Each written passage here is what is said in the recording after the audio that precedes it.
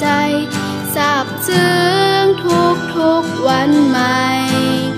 พระองค์ทรงความเที่ยงธรรมยิ่งนัก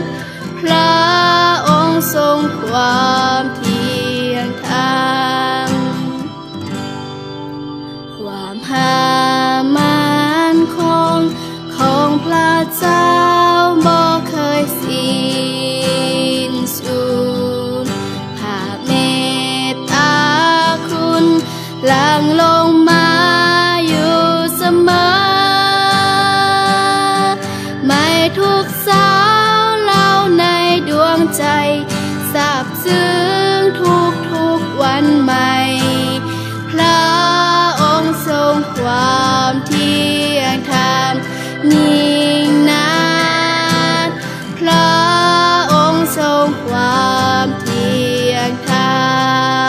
มไม่ทุกสาวเล่าในดวงใจซาบซึ้งทุกวันใหม่พระองค์ทรงความเที่ยงธรรมยิ่งนักพระองค์ทรงความเที่ยงธรรมพระ